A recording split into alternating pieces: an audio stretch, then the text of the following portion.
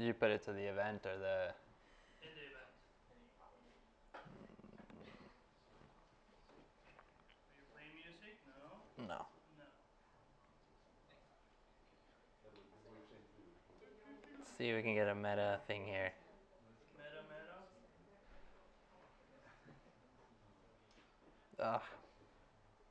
We've got like a. We got a what? It's like. Did you put it to the event or the?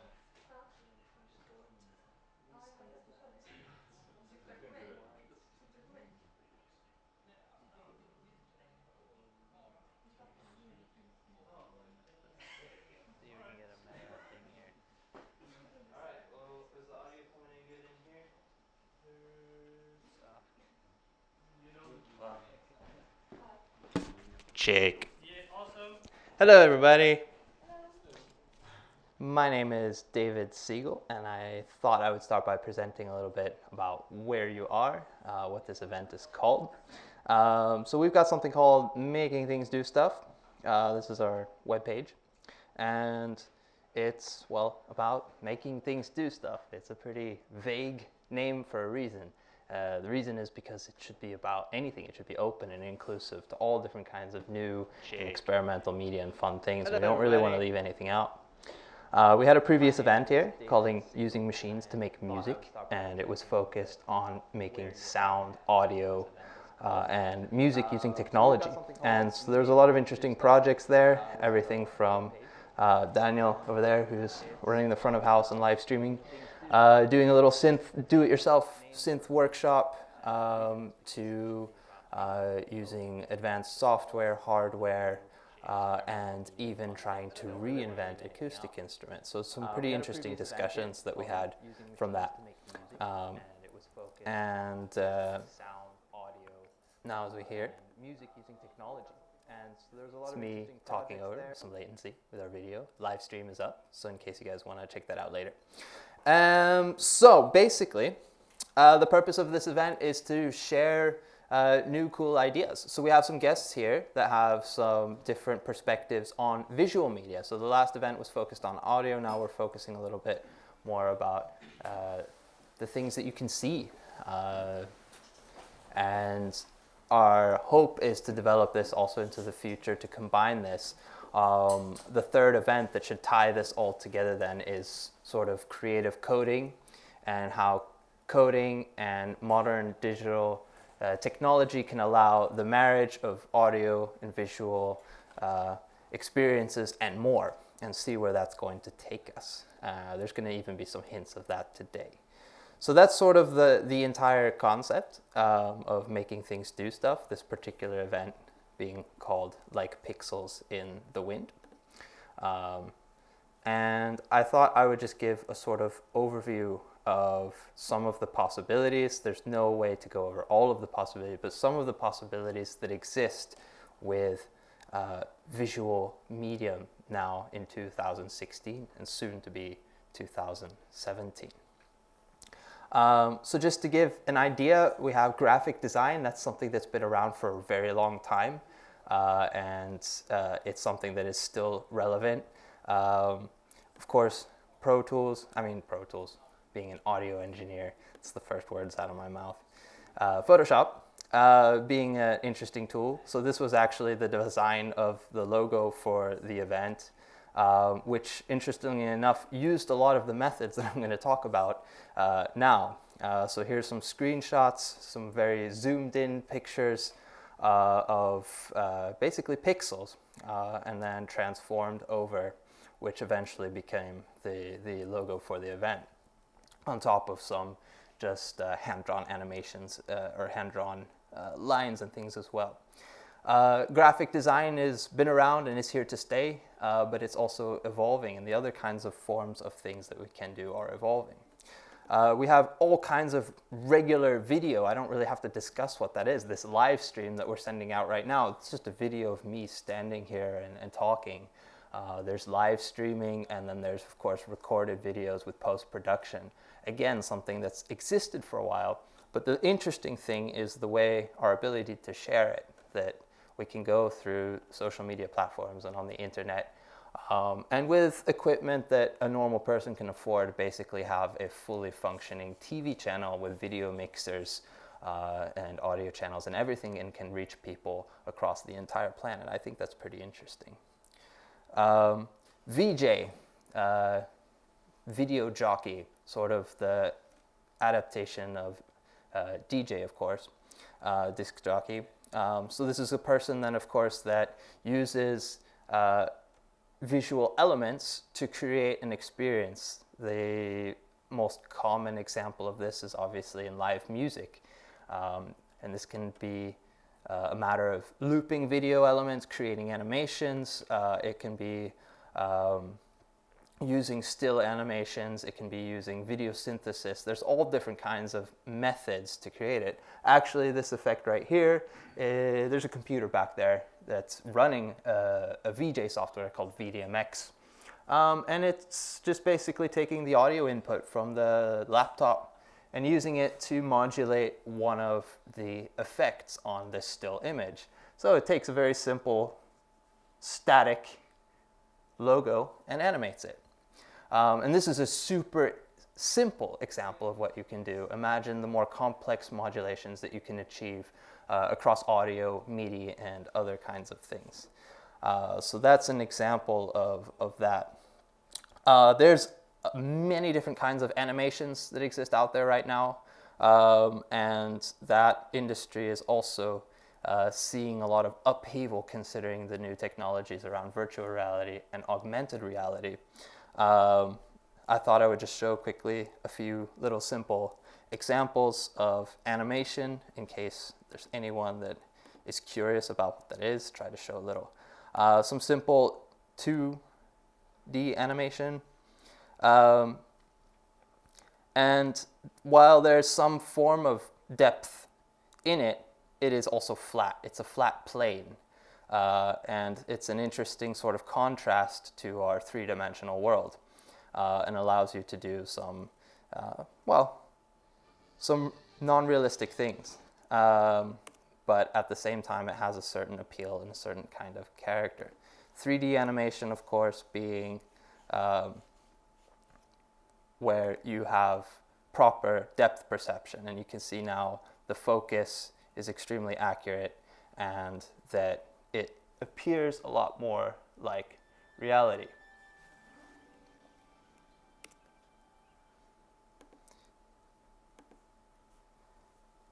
It's a simple handmade, completely analog animation. This is watercolors. This is, I guess, the oldest example of it, of actually hand drawing single frames and animating them. The abilities of all of these and the properties of all of these are, of course, now changing with things like augmented reality that are allowing entirely new ways of interacting with media and interacting with our surroundings, being able to. Now, this is probably a pretty boring example where you've got your work in front of you in your living room, and I would hope that this isn't the goal with this technique, but I would hope that it's a little more of these sort of fun, creative things, allowing yourself to really manipulate your surrounding world and to break out of what is reality and sort of change your perspective of the surroundings that you're in. It's going to also open up a lot of interesting questions. We can try to have sort of a short little panel discussion later to talk about it with some of our guests of what you guys think about this too. One thing I think directly about augmented reality question I have, who will own public space? If we're all connected via the internet and we share some form of augmented reality, if I spray paint graffiti in my own little world, is that still illegal? Does someone else own it? Can someone advertise in virtual space? Do they have access to that? We're going to have to answer a lot of these sort of questions, which I think is interesting, exciting, and scary, just like any new technology. So this was sort of just a little overview of all of these kinds of things.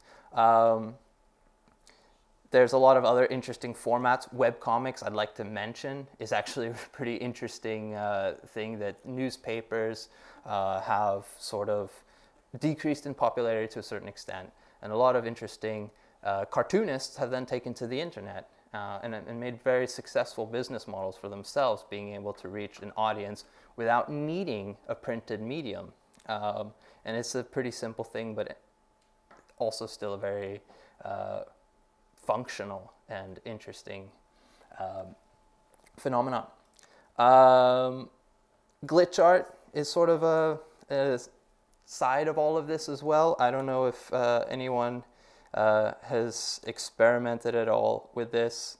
The ability to open, for instance, a visual file as a text document.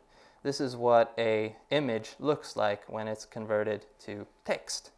You can go in and actually change this text and then open it up as an image again. And if you don't break it too much, well, you can get some weird results. You can do this with audio as well. And there's a lot of interesting concepts around breaking technology. We make technology to do new and advanced things, and lots of people worry about, okay, well, what's going to happen when technology takes over? Will we become obsolete? But so far, anyway, everyone's found a way to then take that technology and break it and make something new out of it and manipulate it. And I think our guests here will also have their own perspectives on this and do those same kinds of things in different ways. This is just a simple example of a program called processing. It's just a visual coding language that allows you to basically make little simple programs. And all I've done in this program is told it to make circles and ellipses depending on my mouse position. It's nothing complicated, and I can change the fill color of it. But at the same time, you can do some pretty complex, interesting patterns and shapes simply using this. So I think it's also interesting to explore just simple geometry, simple geometric forms. The fact is, I'm not a coder, I'm not a programmer, and I did this. I learned how to do this. Anyone in this room can learn how to do this. I think there's this sort of scary step of trying something new, and a few years ago, the idea of doing anything with visuals or video, I thought was, no, I'm an audio engineer, I'm an audio producer, I can't do that, it's too hard, I can't afford the technology around it. Everyone can do this, everyone can do what they want. And I want that sort of to also be the theme of this. With that being said, I think I've talked long enough. So it's time to let some of our guests show you guys what they are up to and discuss some of their projects. So thanks to SAE for sponsoring this venue, and for food and coffee and whatnot. And yeah, I'll get out of your hair and let you guys have some fun.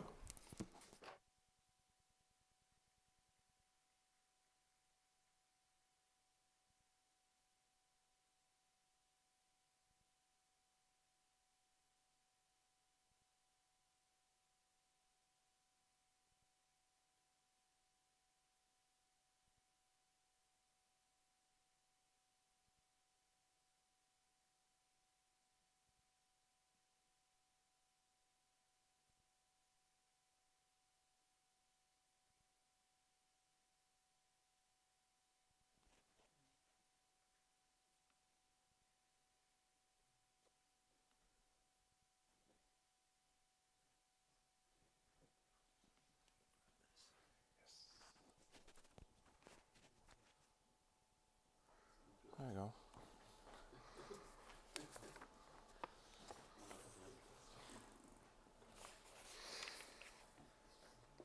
Hello everyone.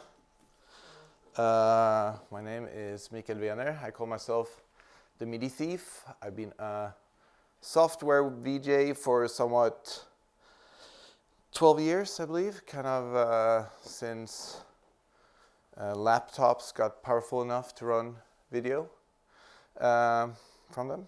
And but I recently got into building my own video hardware, and I have no background in electronics whatsoever. I don't really know what I'm doing. It's terrible to take advice from me if you want to, not break things and be safe, probably. But I also want to show you guys that everybody can get into doing this and experiment and learn stuff. And I thought I couldn't, but then I started digging into it and figured out, whoa, I can do this. And I have built some stuff. This is my first year this is not my first year as a maker. I started a few years back to tinker with electronics. It was my first year of starting building my own tools. So that's what I'm going to talk about for I don't know, 15, 20 minutes maybe.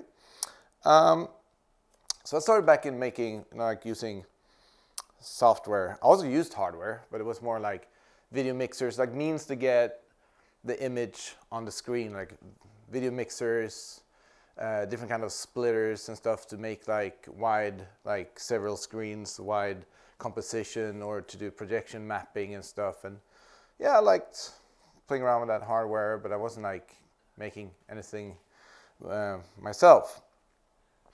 And then but I always kind of liked technology. So while I was using like the standard softwares, I started making plugins to kind of shape my performances in a way there were tools so I could do things my way, but it also became kind of my style. Maybe not always visible for the audience, but it was a way for me to keep things interesting. I like making my own things. So I think what actually drew me into become a maker. Do you guys know about the maker scene? Like tinkering with electronics, playing around with microcontrollers. It's been kind of trendy for the last few years. Heard about it? The Arduino, people building little things with prototypes and stuff. And so I think I always wanted to make my own MIDI controller. I've always been looking for the perfect MIDI controller. The ones of you who are into music probably done the same thing. Bought a bunch of different MIDI controllers, never finding one that's like the ultimate one. And so I thought I would make the ultimate one myself. But I kind of started doubting that there ever be ultimate MIDI controller. But so that took me into the maker scene, because I heard like you can, from like tinkering with microcontrollers, you could fairly easy make your own MIDI controller. So I went to a couple of workshops, did all these like initial blinking LED projects. You like play around with some servos, you make a fan spin. And then I wanted to make my MIDI controller. But it wasn't that easy taking that step from the blinking LED to the MIDI controller, and I was a little bit discouraged. And I didn't have anyone to ask at the moment, and no people around me to help me with this kind of stuff. And also meanwhile, I was kind of starting to buy homemade video gadgets mainly from a guy in Holland called Giskes. I hope I pronounced that right. And playing around with glitch graphics. But I really wanted to make machines like his, but I did not know how to.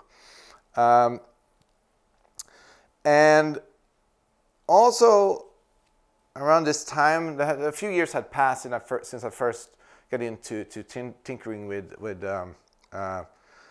electronics and microcontrollers, and these microcontrollers had evolved. It was now pretty easy doing things with MIDI. They had like some of these Arduinos had MIDI support, and it was pretty easy to connect things, and there were many more manuals to find online. And but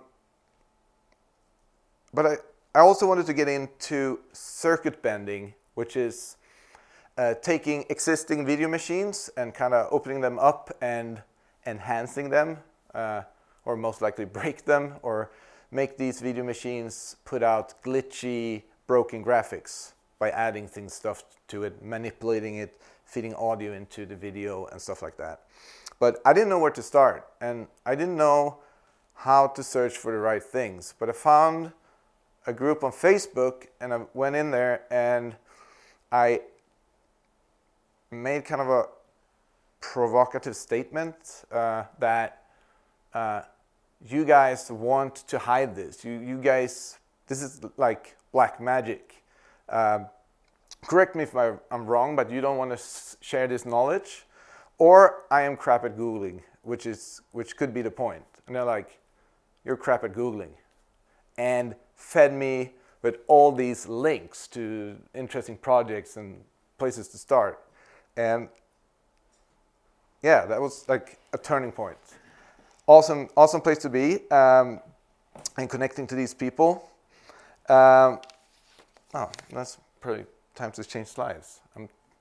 I've already showed earlier today that I'm terrible at keynote.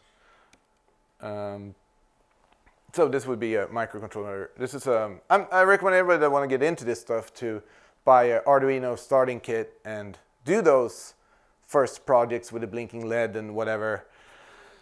Just if you haven't done anything with electronics, because you can learn a lot of stuff from doing that, but then you can go on to other more fun stuff when you have the basic knowledge. I think I put things in the other order. Fun. So also, yeah, speaking about those initial projects, when you read these beginner Arduino books, they don't really let you do anything super cool. So you have to make up a project. And I think if you don't have an idea of something you really want to do, you're not just going to learn it. You have to kind of just dive in there and like, I'm going to do this, and I don't know how to, but I'm going to find all the information. So there's a great hack called MIDI Hack. It's been 2. I don't know if it's going to be more of them, but the last one was in Berlin at the Ableton office.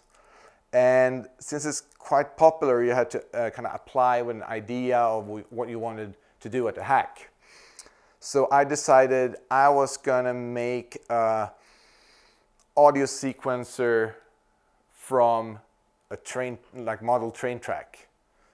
Of course, using a microcontroller and a bunch of sensors, and I kind of tried some things out at home, packed my train kit that I have had since I was a kid into a big suitcase, packed some like a soldering iron, bunch of wires, and went to Berlin. And I had to do this in 24 hours. And during these 24 hours, I made a lot of mistakes, glued things to my fingers with super glue, and I didn't really know half the time what I was doing. High on glue, and I don't know, it was very tricky moment there at kind of 4 o'clock in the morning. Because hacks, the premises of a hack is usually that you do something on a set amount of time. So we had 24 hours to finish whatever we had set out to do.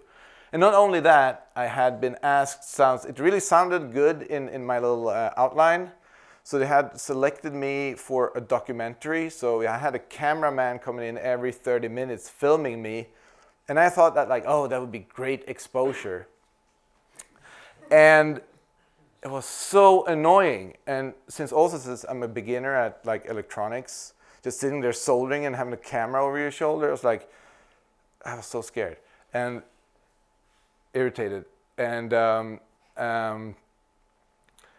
but I managed to barely reach some kind of a proof of concepts. I didn't get to do half of the things I wanted to do with this thing, but I actually won an award for it. I think because it looked cool, and because it's kind of nutty to bring a whole train set to a hack, but it actually sounded like shit. It's like, I think I'm not that good at audio, like making my own, but yeah. I didn't have time. I had literally 50 minutes left for sound design. So I just threw in some samples to kind of, there are photo sensors in all the trees. So the idea was to like map instruments or whatever, beats to these trees, so whenever the train passes, it will trigger the sound. And I just threw in a bunch of samples and didn't make sense at all, but it kind of showed that I could do it. And so that was really fun. And so that's one of the things you can do. Just make up a crazy project with maybe with a crazy timeline like this, or a time frame like a hack, and just make something. And if you fail, I don't think it's a big thing. It's like, it would still been fun if I didn't win anything, or if I just totally failed. I would still have learned tons of stuff, and probably I could have gone home. And I actually did go home and made some of the things I didn't get to do at the hack. So that was really cool. That's just some more. That's kind of full size of the thing. Yeah, a lot of cables. Probably could have been done in a much neater way. Here are the video synths I bought from that Dutch guy. It's really fun playing around with those. We have some of those here with us. Oh, excellent, cool. You guys get to play with them. Excellent. You can also buy these as kits and put them together yourselves. He's an awesome guy. So, I thought, where to start? Actually, before I think I joined that Facebook group, I bought these VJ breakout boards at the it's like a little electronic fair thing, the batteriåtervinningen, like battery recycle organization, has every winter on Södermalm. And I bought these from a guy. I didn't really know what to do with them, but I figured the nice thing with it, like the what they call like sub 15 contacts that you use for the VGA signal. The nice thing with these 15 pins is that all the parts of the video signals are split on these 15 pins, which in other formats they're all merged into one cable, which is harder to play with. But I thought, why not, when I have this convenient way of just accessing all these pins with these, it's like screwed, there's like a screw terminal, so I just took these jumper pins and screwed them in there, and then I had like it's called breadboard. You can just attach these without soldering anything, and then I had like some potentiometers, like they can twist. And I just started to see if I started messing around with each signal, what would happen. And it's very well. I mean, it's not. It worked. It's not super practical because it's like super sensitive. You could like just twist these potentiometers just a micro, like a fraction, and it will just like be too much. So I wanted to show that one today, but it's kind of hard to make it work again. But I did a recording of it, so you can kind of see what it looked like when I was feeding a video image into it, and then I was also feeding sound into that breadboard to kind of mess up the signal. So it looked like this. Do we have some sound? Do I have sound? Oh yeah. So the best thing is just to feed one instrument in at a time, because if you do like the whole track with all the instruments, it's just like everything just goes wild. This is kind of maybe the best way of visualizing the music, is just feeding one or two instruments in there.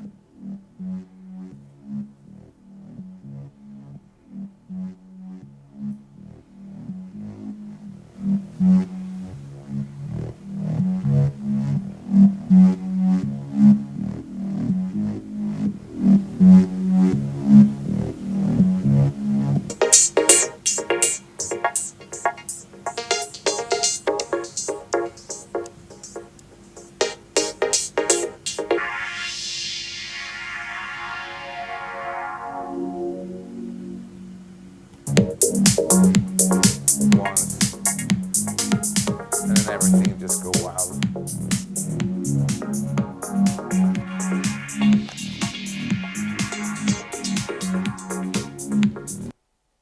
All right, so that was my first attempt. Fairly happy with that. But then after connecting to that group on Facebook, I started to find a bunch of other projects, similar things that other people did. Here's another VGA project. This is actually, I thought I was going to be presenting things here. I had to snap a little picture of it because I don't have it here. It's actually, I have some of this stuff I'm showing in a room upstairs, so you come try out and play with, or I can show you. So this one is called RGB VGA Volt, and it's similar. It's feeding audio into the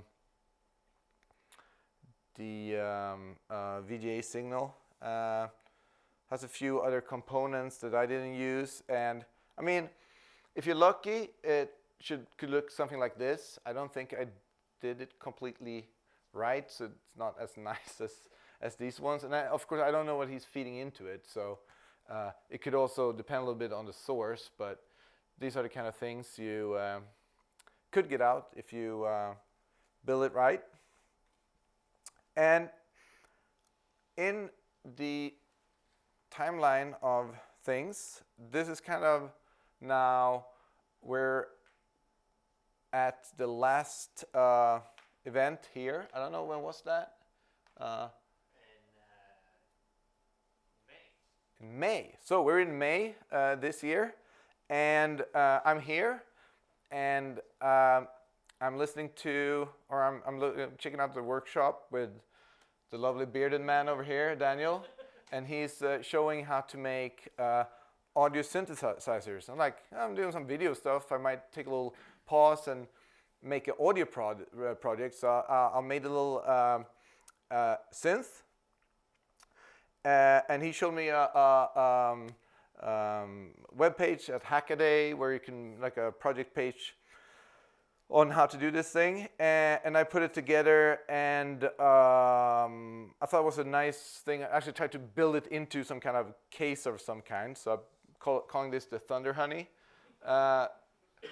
And it looks nice on the outside, but it's highly impractical to build things with a twist cap, because it's really, things could break when you open it, and I don't know how many times I fixed that thing. And also, it's fun on the project page, all these sound files were broken, so I didn't know if mine was sounding right, and I'm not that good at reading schematics, so it could sound totally different. I also learned it's not as easy as you think to build volume control.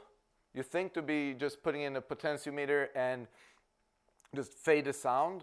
Yeah, you could to some degree, but it won't become completely silent. And I started reading about it, and it was kind of not as, I didn't really quite understand it. And so I have like a big volume knob there, and it's actually changing the sound as well. So I don't know what's wrong. And I just didn't really do it right. But it's funny, it sounds funny, and especially if I put it through a delay pedal, and it sounded kind of cool, but I don't know. This is kind of what it looks like inside. So it's kind of the second step after breadboarding, if you want to make a prototype, is using a perf board. It's like a perforated board where you solder things to, and this kind of thing. And so it becomes a little bit more as a steady prototype kind of thing. And the next step would be to make an actual circuit board. And I've never gone to that step because I'm kind of new to these things. So what I learned in this project, I didn't know that was going to become really handy, because the next project is called, oh, now should I have the, well, forgot to put, well, actually, I do have a video of it. Great. So it's called the SHAV. And SHAV, says SHA/AV. And SHAV, I guess, references like some kind of British lower class cultural thing. I guess it's like, would be a person, lower middle class person maybe, mixing designer wear and tracksuits, and yeah, it's kind of a play on words kind of thing. And the guy Jonas Beers, who did this project and published this project on his blog, figure out that you could take one of these Chinese VGA test signal generators and kind of circuit bend it in a very easy way. You just add some kind of connect the R, the G, and the B, and possibly the sync signal to an oscillator, and they kind of messes up the color signals, and it's fairly easy to make. And he was using exactly the same inverter chip as in the project Daniel was showing me here. So I kind of already knew how to do it. And I was like, wow. But actually, in my final version, I built it into a little box, and this has become my only like semi-stable video device that I can actually use for performance. And actually ended up using some other kind of oscillator in the end. But here's a little video of it, and it doesn't have any sound. Or actually, the sound I saw just me breathing. It sounded like Darth Vader, so it's nothing to listen to.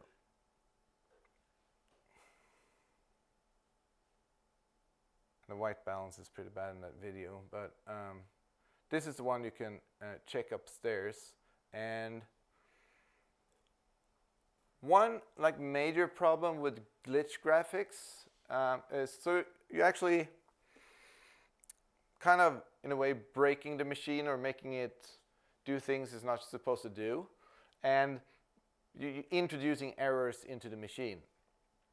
And usually it goes a little bit too fast for in my opinion, when you want to connect it to music. So I have built little like controls so I can trigger it with a button press. I would imagine I could also add audio in the future, kind of like I had in one of my first experiments. But now I have either you can have it like now, just continuously go, or I'll show you in a second when I start pressing the buttons. You could kind of, so if I get to that.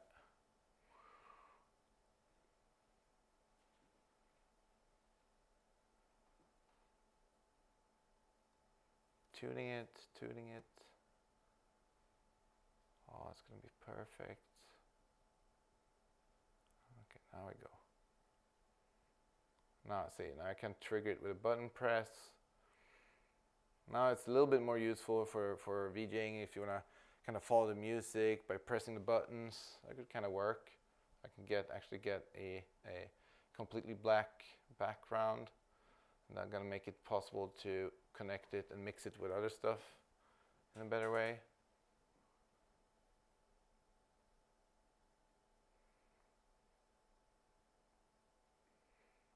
Yeah, something like that. This one you can play with upstairs. So for me, this is a pretty sweet hobby. I do this at night, where I'm possibly when I'm supposed to sleep, because in the daytime I used to be a freelancer for many years, but now I have a like highly structured job in the daytime as a design, and like I work with user experience design. So I kind of like to do kind of the opposite when I get home from work, to just break things, make machines go up in smoke, produce glitchy, broken graphics. It becomes like a complete contrast from my day job. And my goal is to make enough tools and machines to start making performances again, because I haven't done video performances. I have taken a little pause from doing performances, and in a while, when I have a few more of these machines ready, I think I'm gonna start performing again. Yeah. If you want to play with these machines and ask questions or whatnot, I'm gonna be upstairs later, so let's hang out. Thank you.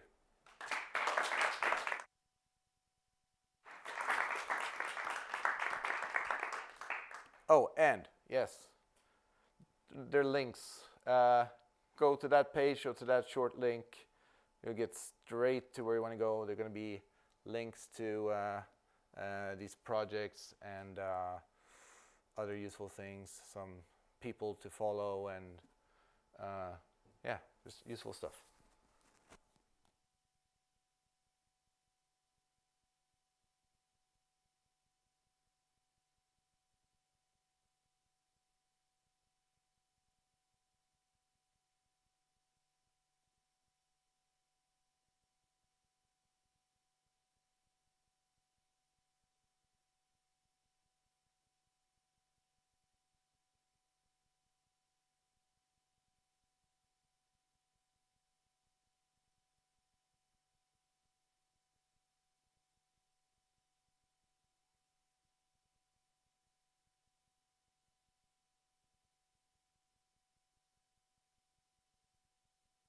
My name is Annie Trodne, and I'm a VJ doing visuals at clubs and concerts, and also audiovisual installations with projection mapping. And I started out, I think, as a DJ. We were some friends having a techno club here in Stockholm, and I always been interested in photography and graphic design, and I thought, why not combine these two hobbies, music and visuals? And so I started VJing at this club, just downloaded some VJ loops at the internet, and just played around. It probably looked awful, but it was fun. Yeah, it's kind of where I started, and now I recently started to work with the theater and opera, doing video design, and I'm just gonna show you some of my projects that I've done. This was a classical VJing project I did with my audiovisual collective Mörk at Södra Teatern. So, do I have sound? Yeah. Okay, good. So it's just we set up 3 projectors, no, 4 on each wall, and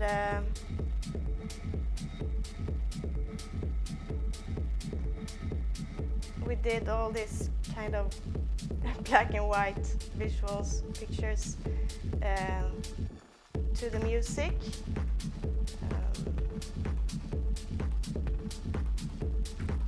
And this is recordings from the live recordings from the night. So this is what it could look like during a club night.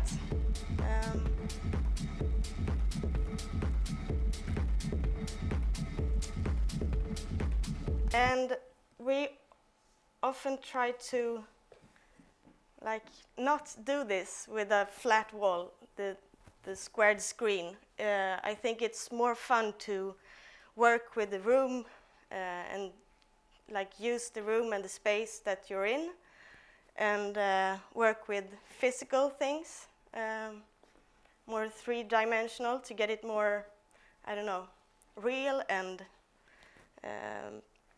I can show you, this one was a installation that we built.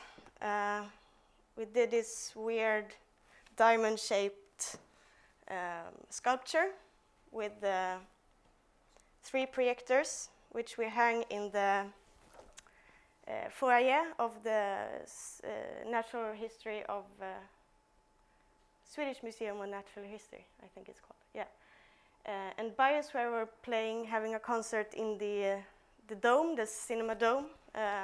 So we exhibited this one in the foyer or the hall.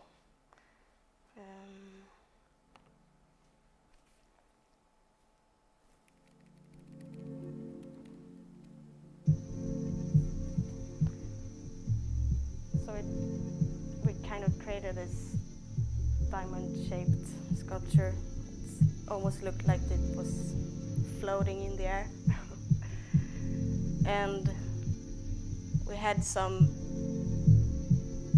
theme that to work with natural movements. So we used like clips from water or like nature documentaries and transformed them just to get the movement of like waves and yeah, like the movement of nature, and created some patterns of it.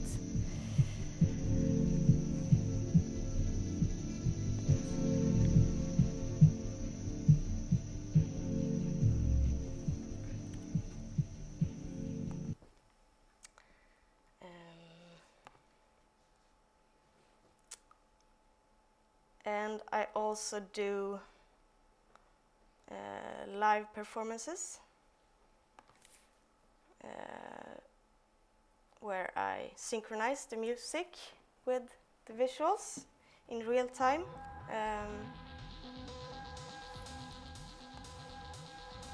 So this is just a short clip.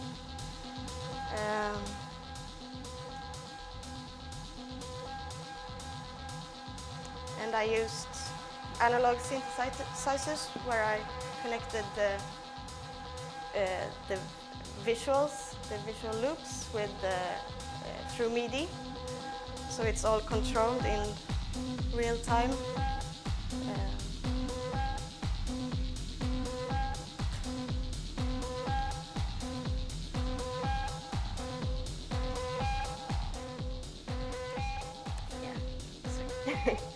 crappy documentation, but and then I can show you some from this opera that I recently done, where we were three. I also did this with my audiovisual collective Merc, and it's fun to go from, I don't know, techno clubs down in the basement to work with opera. It's quite different styles, but it was really fun to work with this huge team and with a deadline. I can show you some. I have a video. It's really long, so we're not gonna have a look at the whole one, but I can show you some bits of it.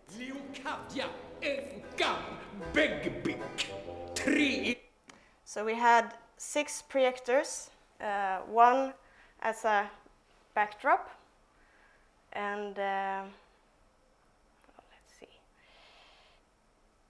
yeah, over here. And then there were 11 signs that would represent like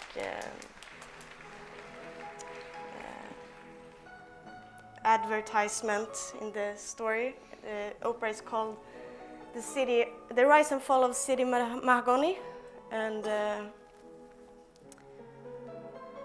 it was really fun to. It's a really funny opera. They did it in a fun way, at least.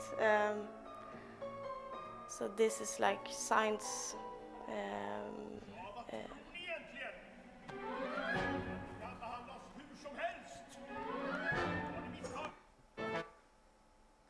Yeah, and there's a big typhoon coming in. Oops. Oh, sorry.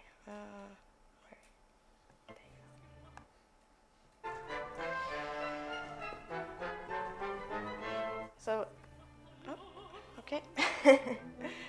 And then in the second act, there's a lot more color to it. We recorded some burgers to a green screen, and he's eating himself to death. So it's like try to visualize someone eating himself to death. Yeah. And yeah, this is the prostitutes. So they like did it with a big doll.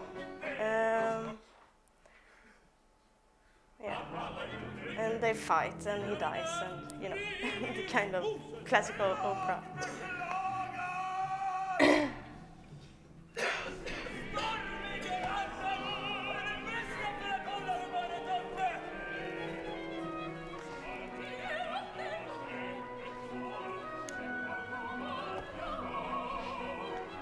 Yeah. Okay.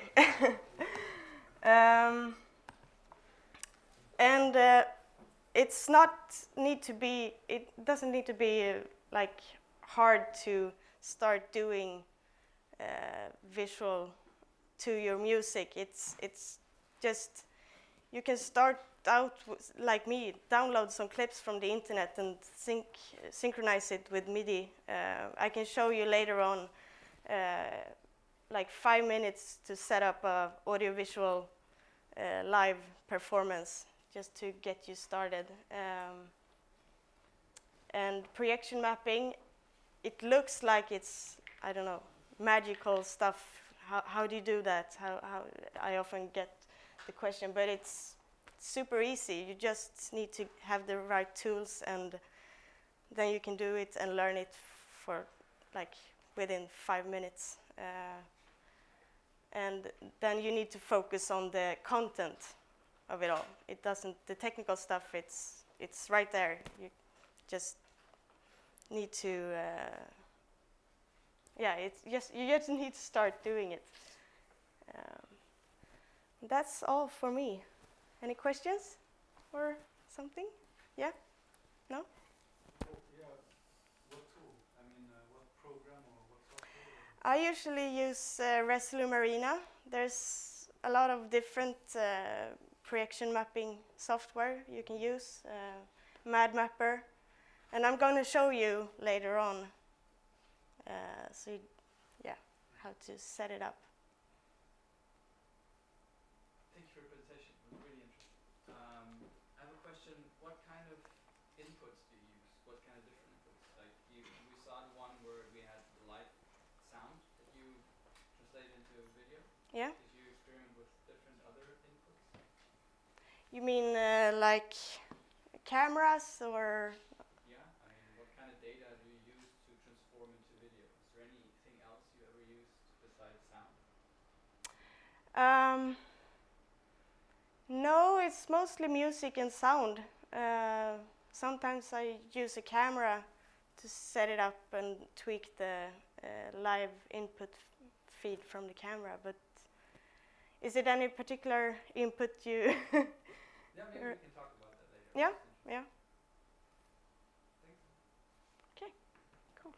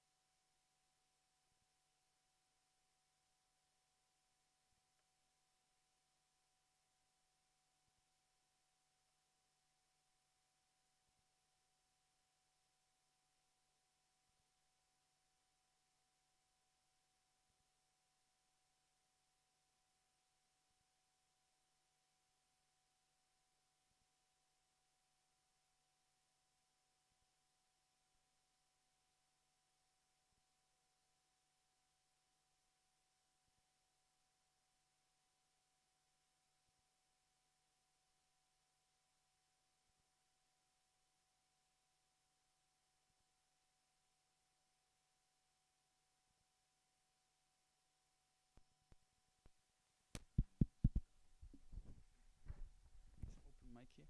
Huh? Open mic. Open mic? Someone Yeah. wants to beatbox. Yeah, you can beatbox if you want. I'm not good at it. Okay. I've never tried actually. No, I don't know. You might be good at it.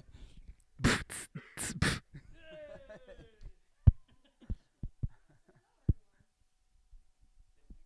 Sure.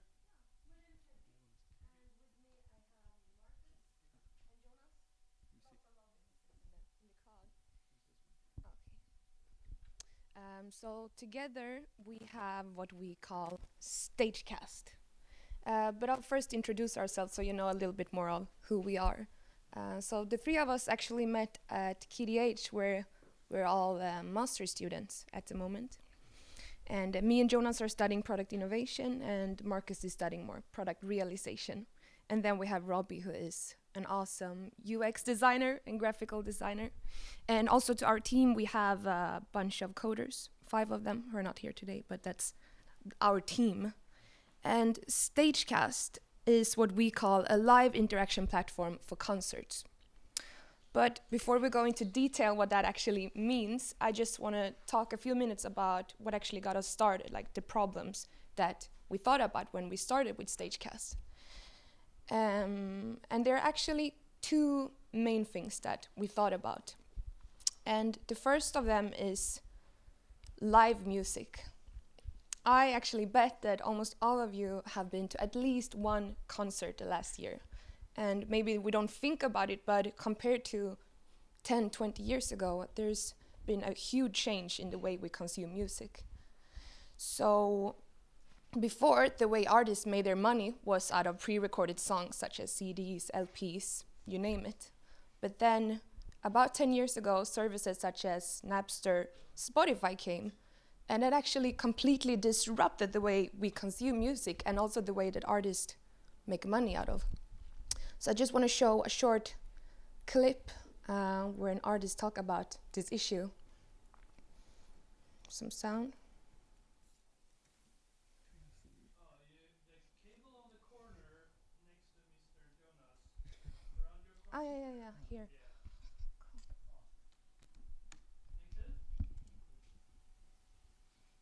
Connected? This should work.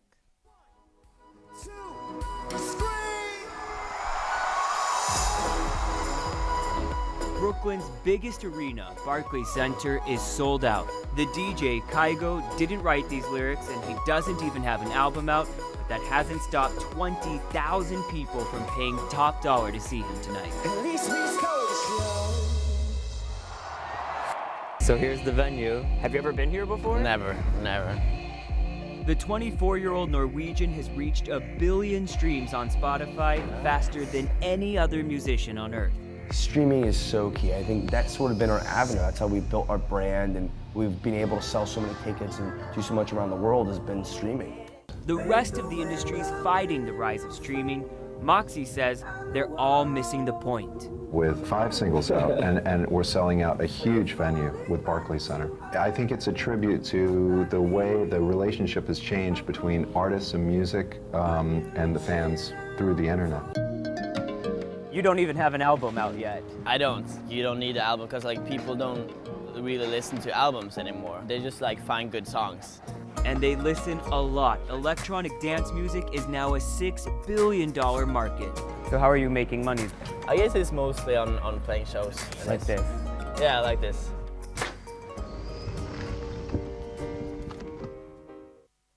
That was Kygo talking a little bit more about actually how live is such an important source for artists today. But then the other problem that I mentioned in the beginning, which is actually the main thing, is that we started looking at concerts nowadays to see how actually crowds in a live concert audience like behave. And if we look back 20 years ago, there has been a major change that have happened in the live music sphere, and that is this. All by sudden, everyone are carrying these small mini computers in their pockets, and if you go to a show, I mean, this is how it looks.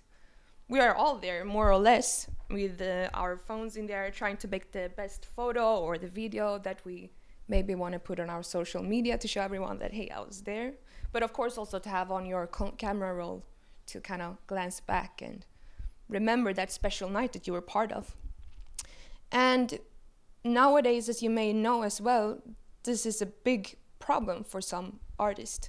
There are a lot of examples from, and actually some artists even ban phones from their concerts because they see it as a very distracting and disturbing moment. They feel that they have no control over their crowds in terms of, attention and presence, but also to some extent there are some that feels that they don't have control over all, the material that ends up online.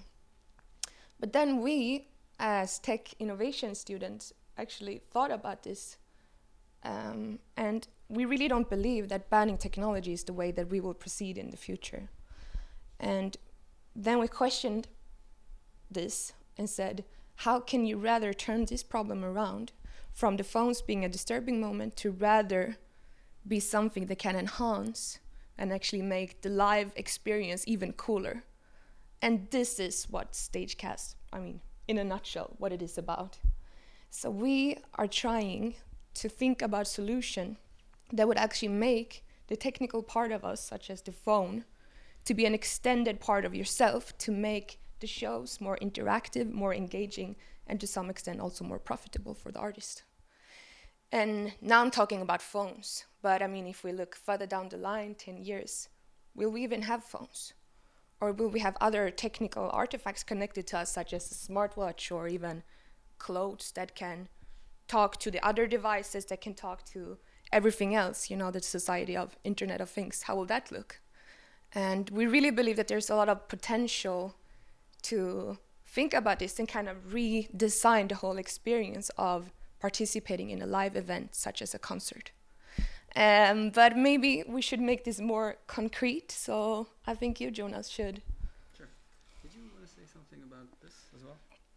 This is just an illustration that, What's happening there?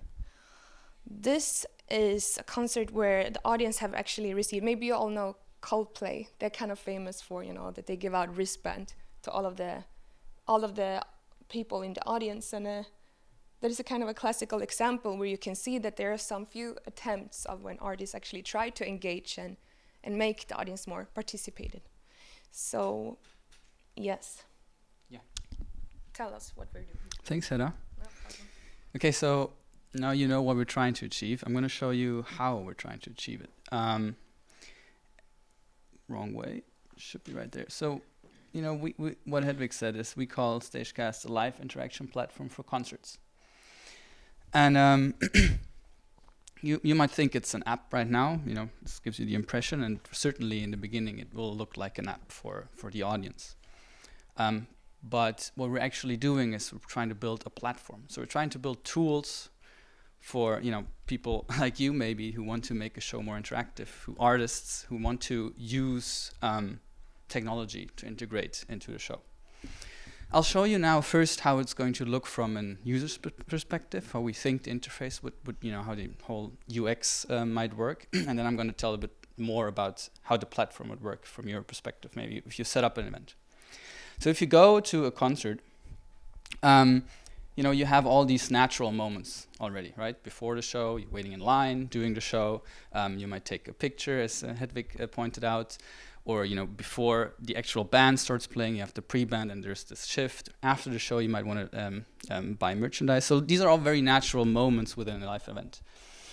We think we can use technology to make more moments happen. So to create instances of experience, and this is what we think is such a very essential part of what we're trying to do. So moments is really what we're making, and you will understand throughout.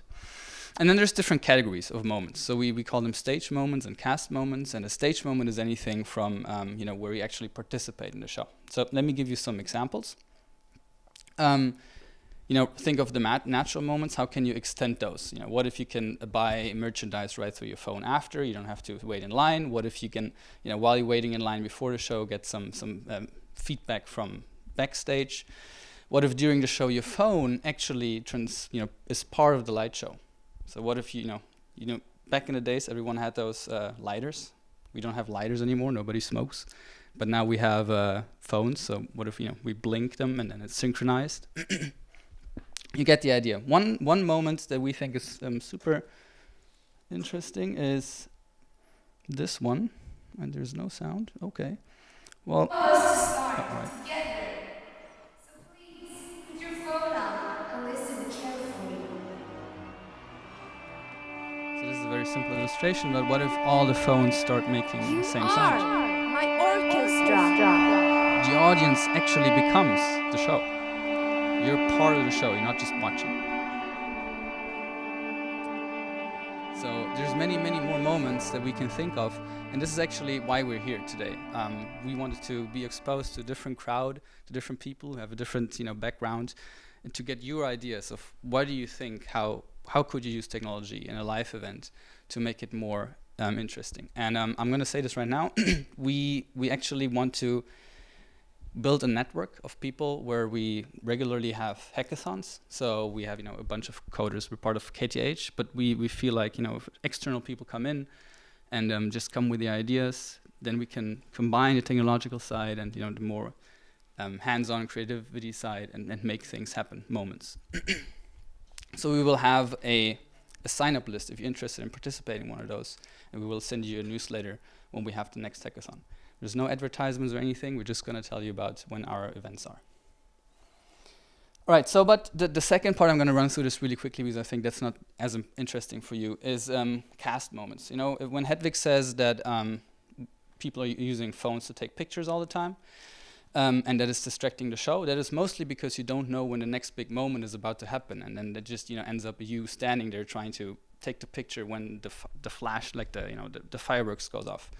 If we can notify the people when something is happening in a light show, then they might just take a picture then, and they don't worry about it because they'll be reminded next time.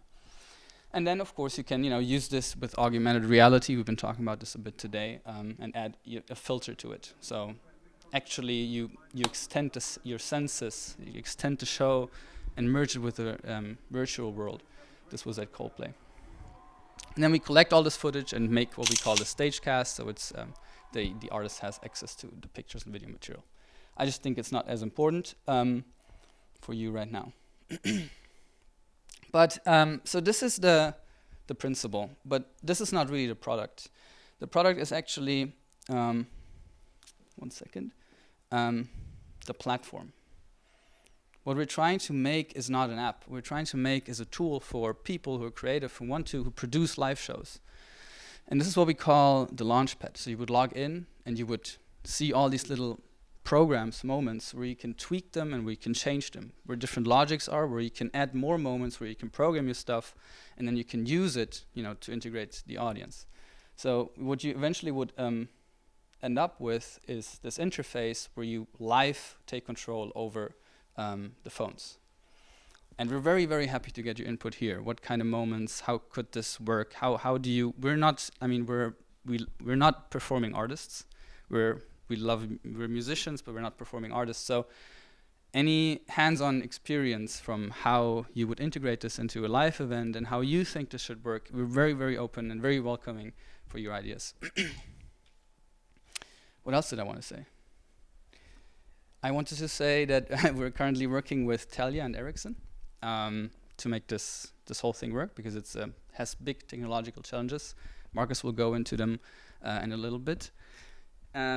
And of course, Telia and Ericsson are great partners, but what they're not, there's not another slack time, like it's not really that you go in there and somebody tries to experiment with stuff. They just solve problems.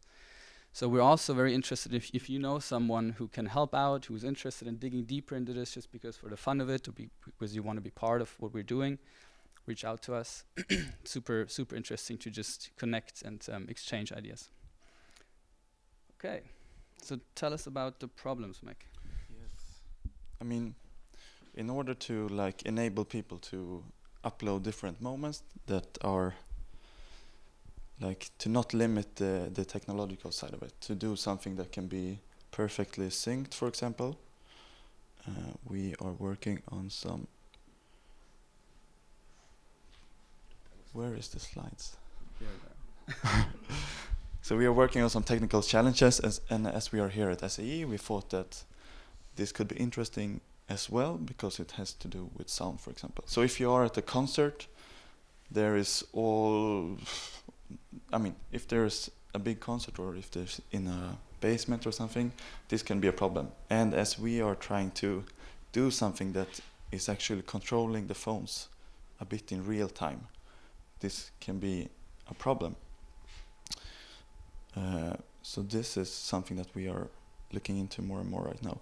And the ideal solution would be to just be connected to the internet and do it through that, but this can certainly happen. So for example, you saw the video where every phone was a part of the sound by playing at the same time.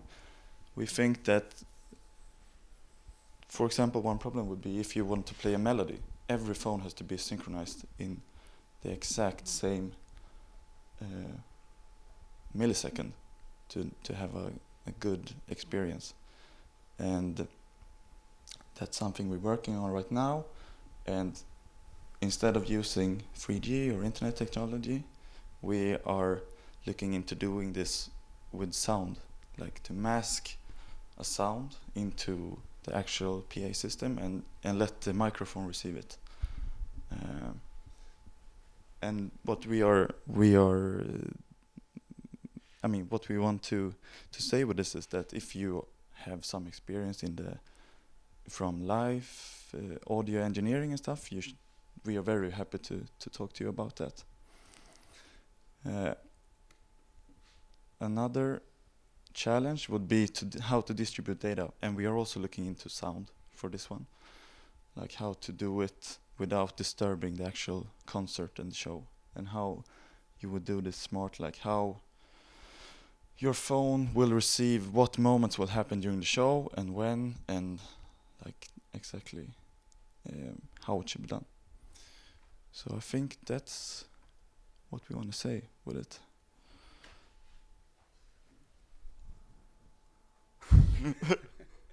Yeah, I mean, just come talk to us. We're going to be here for about half an hour, hour-ish, and we have a sign-up list where we promote our hackathons, and sometimes we also have free live events where we test our products. So that's also nice to know about.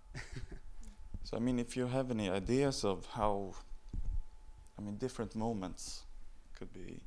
We are very happy to. We have, maybe now it sounds like we have no idea what we're doing. We have a lot of ideas and moments, and we have a portfolio and stuff. It's just very interesting to bounce ideas and get inputs from different people, So we're also happy to talk more about what we have.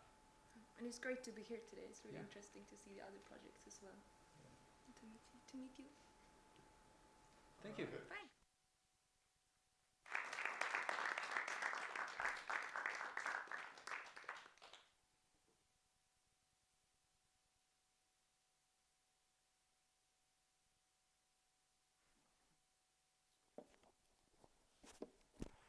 Alrighty. Check. Microphone. Yes, I'm sure everyone wants to get some coffee and take a little break now, so let's do that. We're going to set up some of the workshops. We're going to set up a jam session in here.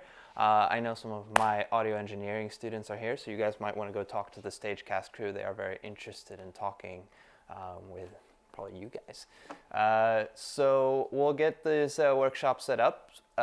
It's if you go out in the main reception, if you go up the stairs to the right-hand side, then you're going to have a workshop. And if you go up the stairs to the left-hand side, you will have another workshop. And we're going to set up a little sort of jam station in here where we're going to put up some video synthesizers that are going to go to both of these projectors as well.